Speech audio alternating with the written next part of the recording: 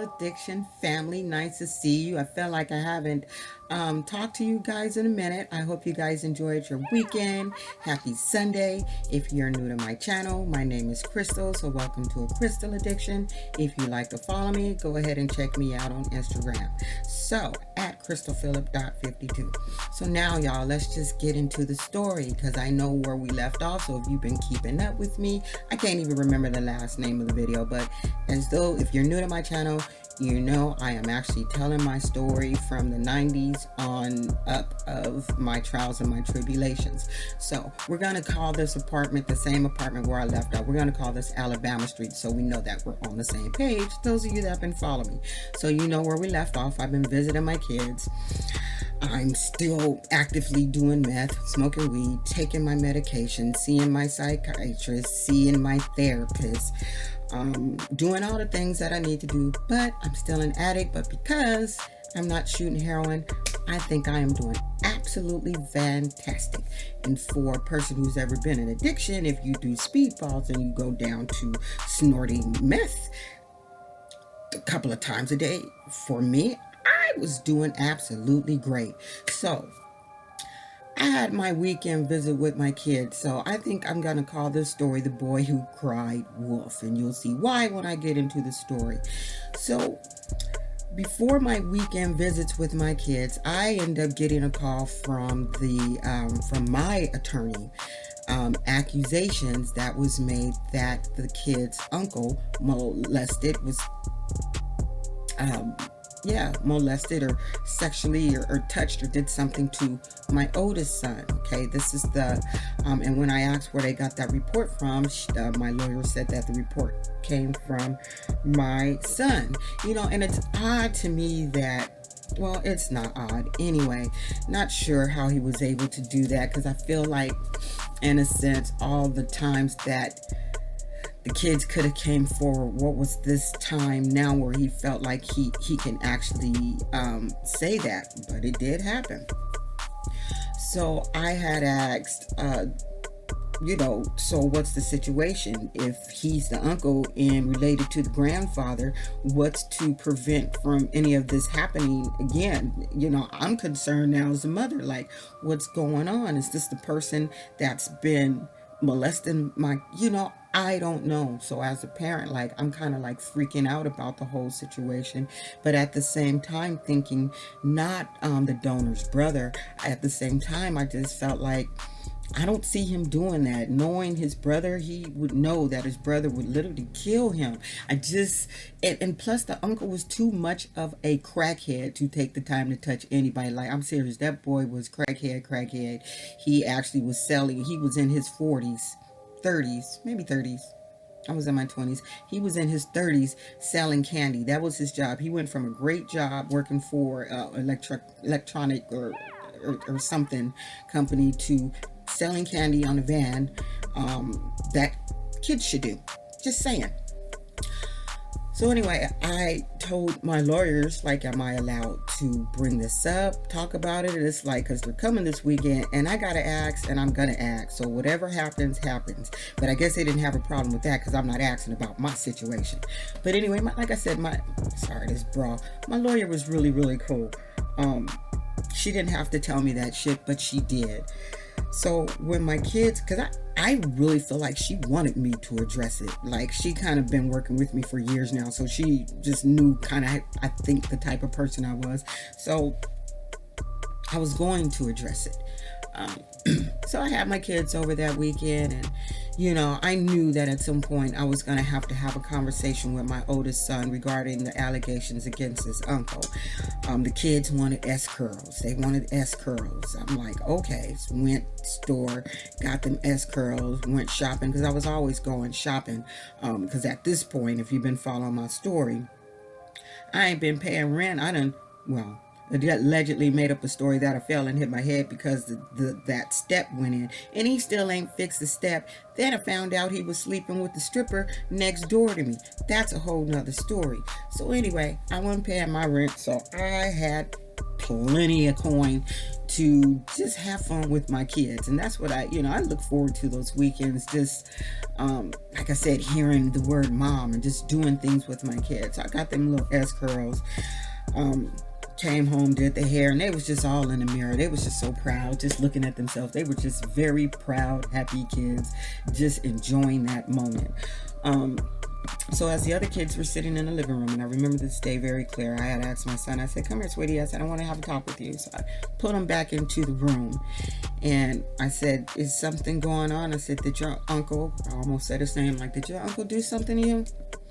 And when kids, for me, anybody that's a parent, when your kids is lying, and when they're about to lie. And the look that he gave me, he started crying. And I'm like, well, what are you crying for? Did something happen? And he said, no. I said, so you understand that? I said, do you understand the difference between a truth and a lie? And he says yes.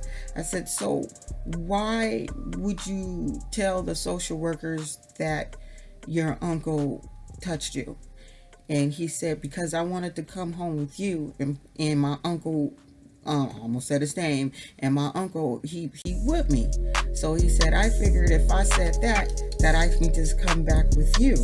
And I told him, I said, you understand? I said, you can't make allegations like that on people. That's not true. I'm like, that's why we're in the situation that we're in now, where you're not living with me. I said, you can't say that. So I said, I explained to him that he wasn't in trouble and it's not his fault. And I understood why he did what he did. Hugged it out. I said, you got to tell the truth. I said, you got to tell the truth, babe. I said, you cannot let your uncle have that. You can't do that. So you got to tell the truth. And that poor little baby, he just cried because he just wanted to come home with his mom. He just wanted to be with me, his mom. And I felt like I was trying, but hindsight, listening to my own stories, I didn't freaking try hard enough. I did not try hard enough. I should have tried harder. Like, that should have been like it for me to do. But sometimes the complication wasn't just me. It was the way I reacted. Of course, I have to take the responsibility. But the donor's father wasn't shit. And every time I would get close, he would do shit to send me over the edge. So here we are. I had a great weekend with my kids that weekend. I always would take my kids over to see my grandma, because my grandma, she loved having the kids over there and seeing the kids and seeing me with the children. We went to parks. We just did the normal shit that I wanted to do and should have been doing all along as a parent on a full-time basis. So that Monday, I end up dropping them off. Alec, my friend, would come pick me up, and I would pick him up, and we go drop the kids off. That way I would always have a witness of them not saying I said something or did something, since he was part of now taking, being responsible to help me do this, since the military man was still away, which he was going to be coming back very, very soon. So like I said, that week, my lawyer had called me. I'm not sure what time that week, and she thanked me, for talking to my son, because at the end of the day, I could have took that shit and just ran with it. If I was an asshole parent and had the mentality that relatives did to do to them what they did to me, I could have kept that lie going. It seemed to have worked why I didn't have my kids, and they're gonna believe a kid when a kid says, you touched me. So I could have ran with that, but I was raised better than that. And like I said, even as an addict, I still have this thing of right is right, wrong is wrong. Although I was doing some wrong shit, but that would have just been a cruel way to get back at somebody. And I feel like when you do shit like that, you're gonna get karma. You will pay for it. And I had enough shit going on where I did not even need to even participate in that.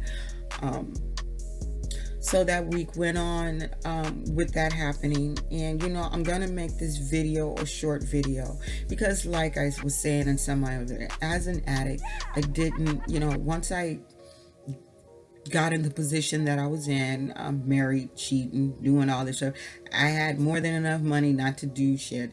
So I didn't do a lot. I went shopping a lot. I went to the video, like I was a homebody, because now I'm not shooting. I kind of cut off some of my friends, and I have new friends. I have my new tweaker friends, but these new tweaker friends had jobs. Okay, so meth to them were just partying. So I had a new class of friends. I was hanging more of the gay population, and I love them. I love them. They were great people. They weren't shady. They were honest, and they had jobs. So I just kind of changed who I socialized with.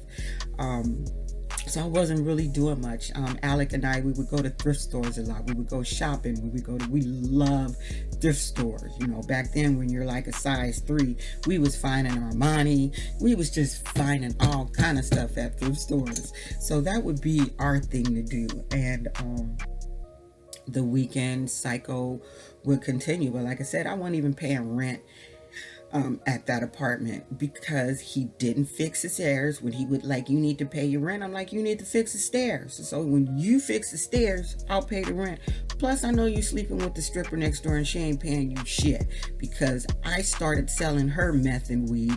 Therefore, once you start doing that, everybody want to tell your damn business, tell you their business, thinking they gonna get some free shit. Nope. Have to give me my money. So once I started selling her stuff, she started singing like a bird. I'm like, okay. Anyway, so like I said, didn't pay my rent, and actually had a lawsuit going. And then my damn car that I got, that Ford Escort, it broke down on me, and I was still in my contract with that damn car. So I went and I took the car back so they could fix it, and they started doing some shady shit. I think it was Kearney Ford. No, I'm not sure, but it was in Claremont somewhere, those of you who live here.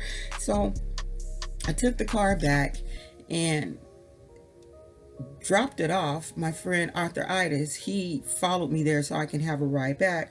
Dropped the car off, but then when I went back a couple of days, they called me in because they wanted me to sign a new contract. Now, I don't know much about contracts and shit, but trust me, I did learn. So I did. I signed another contract, but then still had the old contract at the house. So here's the thing about laws, people, contract law.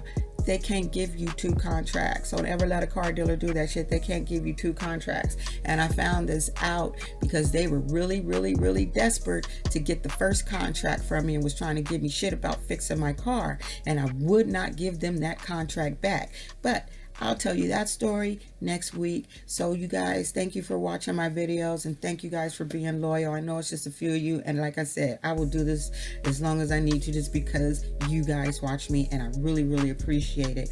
I'm gonna do another video after I'm not sure which one you're gonna watch first, this one or the other one.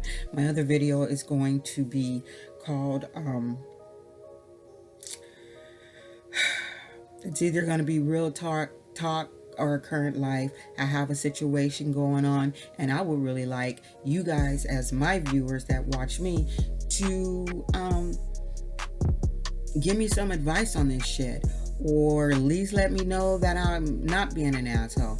But anyway, thank you guys for watching, and please check out my other video. Apparently it's Sunday morning, y'all. It is 6:45. I got time this morning. I couldn't do it yesterday. I was out taking care of myself, and me and my husband, our anniversary is coming up in May, so we are going to like a resort. So I had to go shopping and get my little resort clothes, child. Get my little resort clothes and kind of look kind of cute and shit. So that's what I did yesterday. So because normally I do my videos on Saturday, but I just wanted to take some time. My mother had sent me a text and asked which one of the boys I was going to visit today, and I said I'm taking time for myself for this weekend. I'm just going to send them money instead. I love them. So anyway, Thank you guys for watching, and please check out my next video. I love you guys, and you know what we say. Don't be an asshole on any occasion. And if you are, be the best one that you can be. Bye, guys.